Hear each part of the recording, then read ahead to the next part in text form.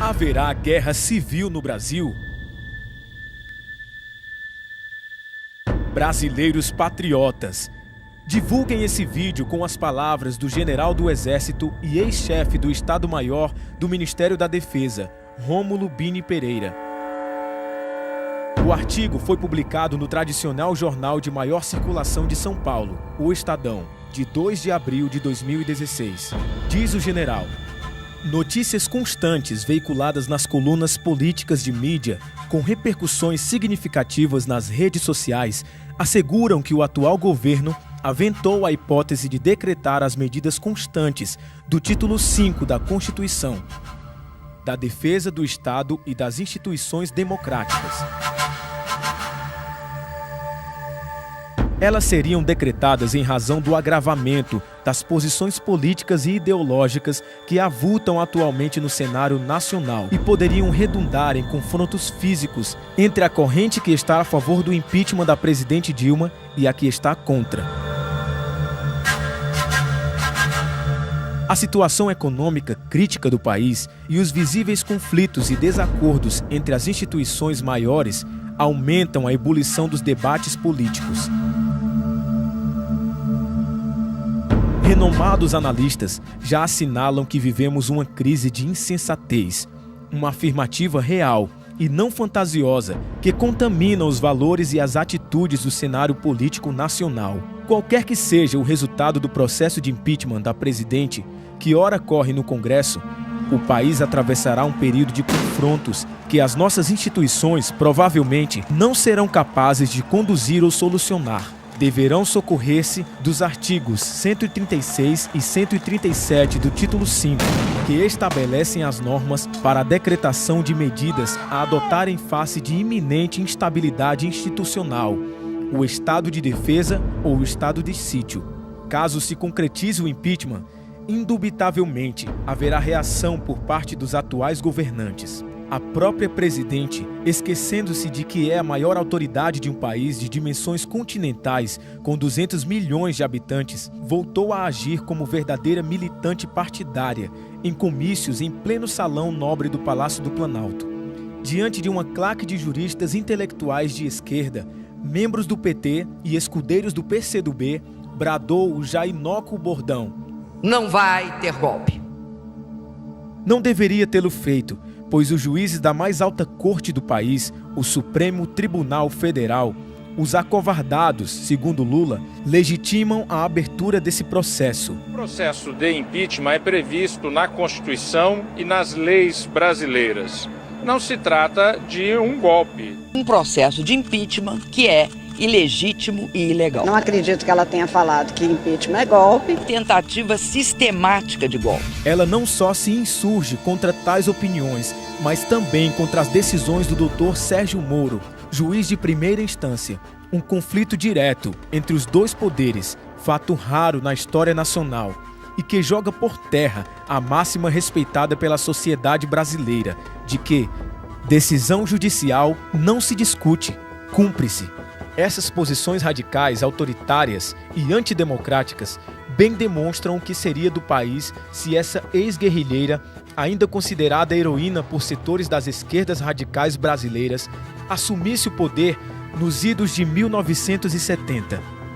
Não teríamos um regime democrático, como apregoam seus correligionários, mas sim um semelhante ao sanguinário regime cubano da época, El Paredón. Tornou-se o mais abominável símbolo da Revolução Cubana. Fidel Castro, ícone maior das esquerdas latino-americanas, acabou de dar ao mundo um exemplo de fanatismo ideológico, publicando um artigo no jornal oficial do Partido Comunista Cubano, Granma, desaprovando a visita do presidente americano à paradisíaca ilha de Cuba. A aprovação dos cubanos à visita não foi levada em conta.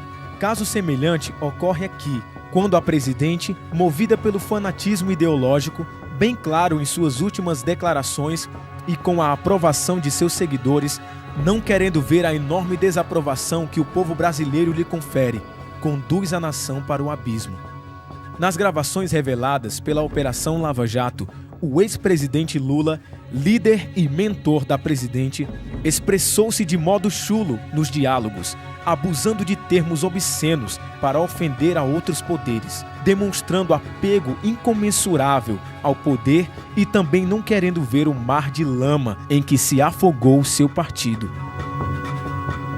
Para reforçar o tema deste artigo, é preocupante o efeito de seus discursos a sindicalistas e membros de movimentos ditos sociais e organizações estudantis, porque o que diz aumenta a agressividade que lhes é peculiar. Guerra é um termo constante em suas falas, acirrando mais ainda o confronto ideológico criado pelo Foro de São Paulo, o nós contra eles. Uma conspiração das elites brasileiras contra o atual governo dos pobres. O ódio crescente que se observa é o prenúncio de tempos escuros e de conflitos entre irmãos, de proporções maiores do que já viveu a nação no passado. Ao agir dessa forma, optou por usar bravatas exaltadas que só poderão levar o país a perigosas convulsões internas. Nesse contexto, se forem adotadas as normas do estado de defesa ou de sítio, as Forças Armadas serão empenhadas. Os militares da ativa e da reserva, bem como a maioria dos cidadãos brasileiros de bem, não mais aceitam o jogo político praticado e que está destruindo a maioria das instituições. Também não mais confiam em falsos paladinos que habitam o noticiário e posam como grandes orientadores da sociedade brasileira, mas que, na verdade, só a contaminam. O Conselho da República e o Conselho de Defesa Nacional, assessores diretos da Presidência da República na adoção dessas medidas, são autoridades do governo e dificilmente decidirão de modo contrário aos seus interesses. Se assim acontecer, o interesse nacional será secundário.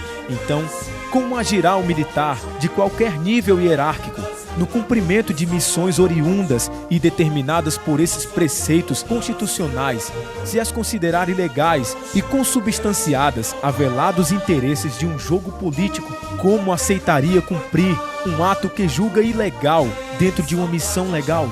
A nação brasileira encontra-se num patamar crítico de sua história e não se antevê uma solução que possa trazer uma paz civilizada e democrática ao seu povo. As Forças Armadas, a instituição de maior conceito na sociedade, não poderão ser denegridas em função dessas crises de insensatez. Seus comandantes deverão estar atentos, pois o soldado brasileiro, conforme reza o seu juramento, é o guardião da honra, da integridade e das instituições do Brasil.